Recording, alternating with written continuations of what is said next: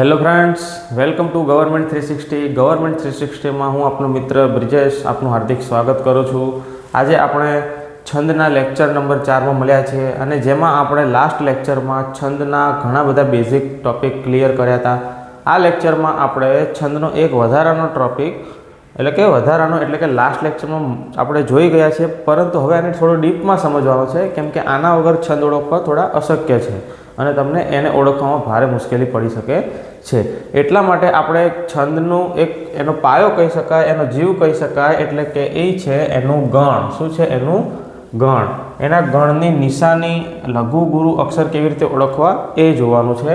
અને દરેક છંદ જે આપણે જોવાના છે, આગળ ડિટેલમાં ભણવાના છે, એનું એક આપણે શોર્ટમાં નોટ બનાવેલી છે. તમે બી આ નોટ બનાવી દેજો અને એક પેજમાં નજર સમક્ષ રાખજો, જ્યાં પણ તમે રીડિંગ કરતા હોય ત્યાં. એટલે કે સતત તમને આ નજર સમક્ષ રહેશે તો શું, તેનાથી તમને આને યાદ રાખવામાં ઘણી સરળતા રહેશે. તો મિત્રો, સમય ન બગાડતા ફટાક દઈને શરૂ કરીએ ગણ રચનાથી.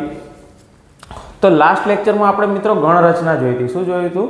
ગણ રચના જોઈ હતી. ગણ રચનામાં આપણે જોયું હતું કે ગણ એ 3 અક્ષરનો બનેલો સમૂહ છે અને એ 3 અક્ષર કોઈ પણ ના હોય મિત્રો, એ ફિક્સ હોય. એ ફિક્સ અક્ષરો આપણે દરેક છંદ ઓળખવા માટે અને દરેક છંદના ગણ ઓળખવા માટે જરૂરી હોય છે.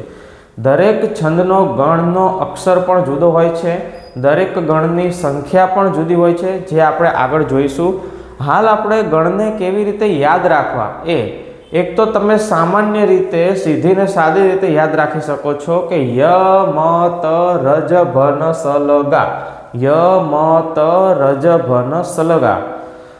અથવા એને તમે એક ટ્રીકથી યાદ રાખો છો કે સમજી લો કે એક ગામ હતું. શું હતું? એક ગામ હતું અને એમાં એક માતા હતી. એક ગામમાં કોણ હતી? એક માતા હતી. અને એક માતાએ એમના પુત્રને કહ્યું, એમના પુત્રને કહ્યું કે ઓલા રાજભાનું ઘર સળગાવીને આવો. શું કીધું? રાજભાનું ઘર સળગાવીને આવો. તો બંને પુત્રો ગયા અને ત્યાં જોઈને જોયું તો ઘણી સિક્યોરિટી હતી, કેમ કે રાજભા એક મોટા વ્યક્તિ હતા, એટલે ઘણી સિક્યોરિટી હતી. ત્યાં અશક્ય હતું જવું અને એને આગ લગાવવી એ પણ અશક્ય હતું.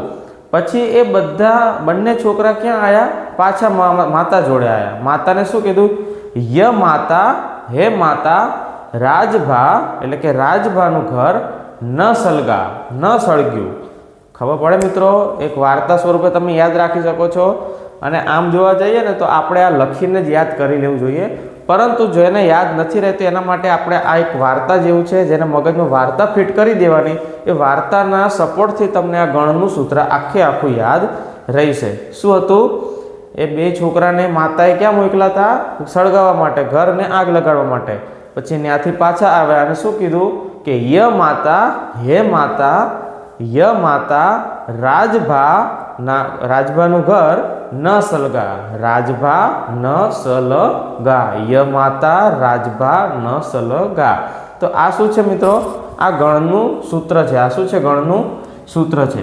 હવે ગણનું સૂત્ર બને કેવી રીતે? તો આ 8 અક્ષરોથી બને.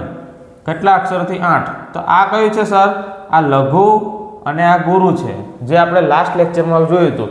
જો લાસ્ટ લેક્ચર ન જોયો હોય તો એ જોઈ લેજો મિત્રો. એમાં લઘુ ગુરુના અક્ષર કેવી રીતે ઓળખવા એ આપણે સારી રીતે સમજાવ્યું છે. માત્રા કેટલી હોય, પછી એના અક્ષર કેટલા, બધું આપણે સમજાવ્યું છે.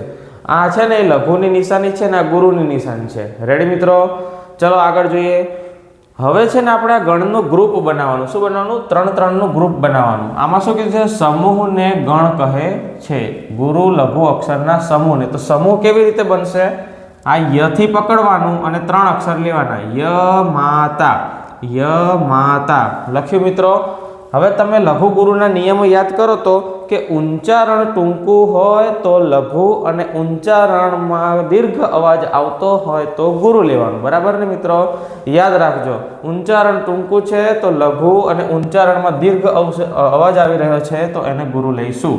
તો ય ની સાથે અ જોડાયેલો છે એટલે એને લઘુ લઈશું. શું લઈશું મિત્રો? લઘુ લઈશું. તો લઘુ માતા, તો માતા, આ તો ગુરુ, લઘુ ગુરુ. ખબર પડી મિત્રો? ઘણું સરળ છે। હવે આગળ જુઓ, પાછું યને કાઢી નાખવાનું અને એના પછીના 3 ગ્રુપ બનાવી દેવાના। યને કાઢી નાખી તો શું બન્યું? માતારા, ગુરુ ગુરુ ગુરુ। કેમ ગુરુ? ત્રણેયમાં આ જોડાયેલો છે। માતારા, જો આ લખ્યું મા તા રા, મ વત્તા આ વત્તા ત વત્તા આ વત્તા ર વત્તા આ। તો આ હોય એનો અવાજ દીર્ઘ હોય એના માટે ગુરુ ગુરુ અને ગુરુ। ખબર પડી મિત્રો કે ન પડી? આને કહેવાય ગુરુ ગુરુ ગુરુ। તો મા તારાનું શું થશે? ગુરુ ગુરુ ગુરુ। રેડી છે? પછી એવી રીતે તારા જ, તો આને પણ આ છે, આને પણ આ છે, આને આ નથી, તો ગુરુ ગુરુ લઘુ। નિશાની બતાવી દો, ગુરુ ગુરુ લઘુ। રાજભા, ગુરુ લઘુ ગુરુ, ગુરુ સોરી ગુરુ લઘુ ગુરુ, હા બરાબર, ગુરુ લઘુ ગુરુ, ગુરુ લઘુ ગુરુ। હવે મિત્રો આ તમે જાતે બનાવવાનો પ્રયાસ કરો તો કેમનું કહે છે? શાંતિથી બનાવવાનું છે। જેમાં કોઈ અક્ષર જોડાયેલો હોય તો એને ગુરુ બનાવી દેવાનો, અક્ષર ના જોડાયેલો હોય તો લઘુ જ રહેવા દેવાનો। ચલો તો ટ્રાય કરો તો। કર્યો? જો જ ભા ન, જ લઘુ લેવાનો કેમ કે કોઈ અક્ષર જોડાયેલો નથી। ભા ગુરુ, લ ન લઘુ, ભા ન સ, ગુરુ લઘુ લઘુ, ન સ લ બધા જ લઘુ છે, સ લગા લઘુ લઘુ ગુરુ, લઘુ અને ગુરુ, લઘુ અને ગુરુ। તો આ તો મિત્રો ગણ ખૂબ જ સરળ છે મિત્રો, ગણને યાદ રાખવા। બોલતું જ જવાનું, આપણે એકલા બેઠા હોય તઈ બોલવાનું, પછી રીડિંગ કરવા ઊભા થઈએ તઈ એકવાર બોલી લેવાનું। આવી સતત 3-4 દિવસ તમે યમાતા રાજભાન સલગા, યમાતા રાજભાન સલગા, યમાતા રાજભાન સલગા બોલ કરશો એટલે એને આવડી જશે। પછી શું બોલવાનું? એના ગણ બોલવાના। ગણ પણ ઇઝી જ છે, એવું 3-3 નું ગ્રુપ બનાવવાનું, એ બધું મગજમારીમાં નહીં રહેવાનું, એ આપણે ફટ તેને યાદ જ કરી લેવાનું, મગજમાં કોમ્પ્યુટરની જેમ સેવ કરી લેવાનું। ય માતા, માતા ર, રાજભા, જભા ન, ભાનસ, નસલ, સલગા લગા, અને લ અને ગ ગુરુ, લઘુ ગુરુ એમ। તો એવી રીતે ફિટ થઈ જાય મગજમાં મિત્રો। પણ ક્યારે થાય? એ સતત તમે પ્રેક્ટિસ કરો તો। આની પ્રેક્ટિસ જરૂરી છે મિત્રો, લઘુ ગુરુની જો પ્રેક્ટિસ ન કરો તો એમાં ભારે મુશ્કેલી આપણને પડે છે। તો હવે ફટાક દઈને આપણે છંદ કયા જોવાના છે? આમાં મિત્રો માત્રા મેળ છંદ નથી, આ માત્રા મેળ છંદ નથી, આ ખાલી અક્ષર મેળ છંદના ઉદાહરણ લીધા છે। માત્રા મેળ છંદ આપણે જ્યારે ભણવાનું છે ત્યારે આપણે એકવાર એનું ડિટેલ કરી લઈશું, કેમ કે એમાં એટલું બધું ખાસ કંઈ છે ને, માત્રા ઓળખવાની છે એ પણ આપણે શીખવાડશું। પણ અત્યારે આપણે અક્ષર મેળ છંદમાં અક્ષર ઉપરથી છંદ ઓળખવાનો છે, એટલે અક્ષર મેળ છંદને ધ્યાનમાં લઈશું। તો અક્ષર મેળ છંદમાં હું તમને સામાન્ય વસ્તુ કહી દઉં કે આ છે ને, આ અક્ષર છે, જે તે છંદમાં કેટલા અક્ષર હશે એનું વ્યાખ્યા છે મિત્રો। રેડી? આ બધા અક્ષરો છે। શું છે? અક્ષરો છે। તો સાહેબ આ શું છે? આ છે ને ગણ છે। આ રેડી? આ ગણ છે। હવે તમે કીધું આ ગણ તો જોયા, આ ગણ એનો બેઝિક છે મિત્રો, આ ગણ એનું બેઝિક છે। આ ગણમાં તમને લઘુ ગુરુ કરતા આવડે તો આ ગણ ઉપરથી આપણને આ જેમ કે આ સમજી લો ઇન્દ્રવંશા, તો એનું ગણ સૂત્ર શું છે? ત ત જ ભર। તો ત ઉપરથી કયો ગણ બનતો હતો? ઈ હવે આમાં જોવું ન પડે। કેમ ન જોવું પડે? જો મગજમાં યાદ હોય તો ત ઉપરથી તારા જ બને। શું? તારા જ। ત ઉપરથી તારા જ બન્યું, પાછો ત છે તો પાછું તારા જ લઈ લેવાનું। પછી જ, તો જ ઉપરથી જભાન બને। ર, તો ર ઉપરથી શું બને? રાજભા। આર્યું રાજભા। આવડે મિત્રો? ચલો ફટાક દઈને જોઈએ। આ તમને ઉપર ન દેખાતું હોય તો નોટ કરી લેજો, આપણે લાઇટના પ્રકાશને લીધે કદાચ ઇસ્યુ આવી રહ્યો હશે। આ ઇન્દ્રવજ્રા લખેલું છે, ઇન્દ્રવજ્રા, એની અક્ષર સંખ્યા લખજો 11। કેટલી મિત્રો? 11। અને એનું ગણ સૂત્ર યાદ રાખજો, ત ત જ ગા ગા, ત ત જ ગા ગા। એના પછી ઉપેન્દ્રવજ્રા, એના અક્ષર પણ 11, જત જ ગા ગા। તમારે મિત્રો કોઈ ટેન્શન લેવાની જરૂર નથી, આ આપણે અત્યારે તમને એક કોષ્ટક રૂપે આપી દીધું છે, એટલે તમે એનું રીડિંગ કરતા થાઓ કે ઇન્દ્રવંશા હોય તો એનું ગણ આ, એની સંખ્યા આ। આમાં મિત્રો હજુ એક યતિ આવે, યતિ આપણે કીધું તું અટક સ્થાન, એ પણ આવે, એ જ્યારે આપણે છંદ ચલાવશું ત્યારે સાથે સાથે લઈશું। પરંતુ અત્યારે તમે અક્ષર સંખ્યા, ગણ એ બધું રેડી કરતા થાઓ। પણ તમને એમ થાય સર કે આ ગણ કેવી રીતે યાદ રહે, બધામાં અલગ અલગ શબ્દો છે, કેમનું કરશું અમે? એના માટે મિત્રો ટ્રીક આપણે બનાવેલી જ છે, પરંતુ તમે 1 થી 2 વાર સારી રીતે રીડિંગ કર્યું હશે તો ટ્રીક મગજમાં બેસાડવી ઘણી સરળ થશે. એટલે તમારે એક રિક્વેસ્ટ છે કે આ તમે છંદનું બંધારણ ખાસ યાદ કરજો. જેટલા થાય એટલા, બધા દરેક યાદ કરવા જરૂરી નથી કે દરેક અત્યારે જ યાદ થઈ જાય, પરંતુ જેટલા મેક્સિમમ થાય એટલા. બાકી આપણે એક એક છંદ ડિટેલમાં ઉદાહરણ સાથે જ્યારે સમજીશું પીવાયક્યુના એક્ઝામ્પલની સાથે, ત્યારે તો આપણે શીખવાના જ છીએ. રેડી મિત્રો? ફટાક દઈને આગળ વધીએ.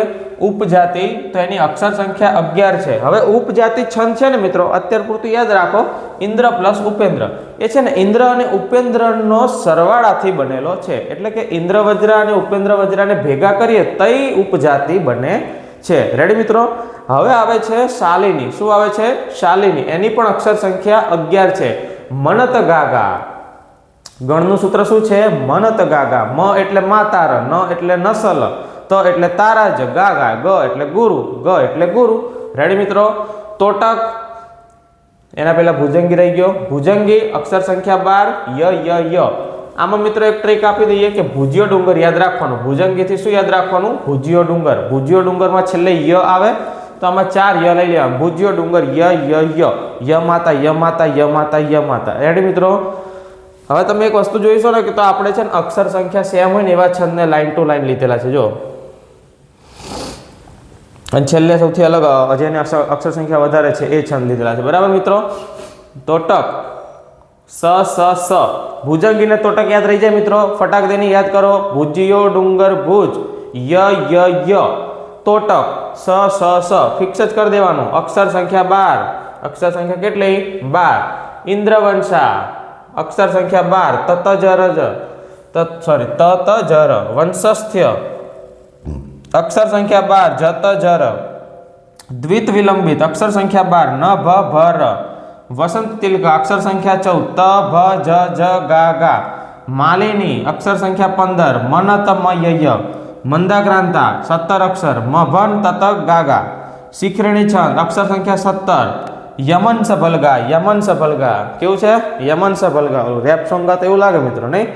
હરિણી 17 અક્ષરની સંખ્યા. ન સમરસ લગા. પૃથ્વી, જસ યલગા. શું છે? જસ યલગા. શાર્દુલ વિક્રીડિત. ખાસ મિત્રો સમજો, આની છે ને જોડણી પૂછાય છે પરીક્ષામાં. શાર્દુલ વિક્રીડિતને કેવી રીતે લખાય એની. બધા અહીંયા મિસ્ટેક કરતા, આને દીર્ઘ રસો એ રાખવાનું. રેડી? પછી સ્ત્રગધરા. કયું છે? સ્ત્રગધરા. અક્ષર સંખ્યા 21. મરભ અને ય. આ મિત્રો દરેકની અક્ષર સંખ્યા યાદ રાખવાની ટ્રીક, દરેકનું બંધારણ યાદ રાખવાની ટ્રીક, દરેક વસ્તુ આપણે શીખવાડવાના છીએ અને ટ્રીકથી શીખવાડવાના છીએ, જેથી તમને મગજમાં ફિટ થઈ જશે. પરંતુ એના પહેલાં હું તમને રીડ કરવાનું કેમ કહું છું કે જો તમે આપણે રીડ કરેલું હોય તો એ અને રીડ કરેલું એ આપણને એક મગજમાં સપોર્ટ હોય, બેક ઓફ માઇન્ડ, અને પછી આપણે ટ્રીક હોય તો બંને મિક્સ થાય તો આપણને 100% રિઝલ્ટ મળે મિત્રો. એટલા માટે. રેડી? પછી આવે છે મનહર છંદ. કયો છંદ? મનહર. 31 અક્ષર છે મિત્રો. કેટલા અક્ષર છે? 31. ને પછી આવે છે અનુષ્ટુપ. 32 અક્ષર છે. કેટલા અક્ષર? 32. હવે આમાં જો મનહર છંદ આપણે જ્યારે ભણીશું ત્યારે તો ભણીશું જ તે, પણ એમાં યાદ રાખવાનું કે પહેલી પંક્તિમાં 17 હોવા જોઈએ, બીજીમાં 15 હોવા જોઈએ. અનુષ્ટુપમાં તો બેયમાં 16 છે, એટલે એમાં કાંઈ વાંધો છે નહીં. તો આ હતા મિત્રો છંદ અને એનું લઘુગુરુ. નેક્સ્ટ લેક્ચર આવે ને મિત્રો, એના પહેલાં ખાસ તમારે આ છંદ એકવાર રેડી કરીને રાખવાના છે. જેટલા બને એટલા, મેક્સિમમ 5, 10, 20 જેટલા બને એટલા આપણે મેક્સિમમ રેડી કરીને રાખવાના છે.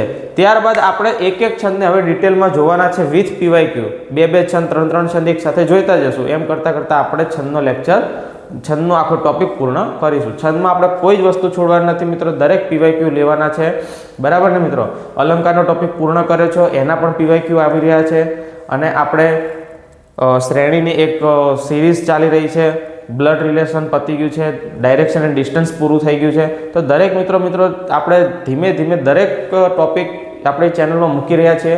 તો અમારી સાથે જોડાઈ જાઓ ફટાફટ, અને સબસ્ક્રાઈબ કરી દો, લાઈક કરી દો, અને તમારા મિત્ર વર્તુળ મંડળમાં શેર કરી દો. તમારો મિત્ર બ્રિજેશ. જય હિન્દ મિત્રો. Thank you.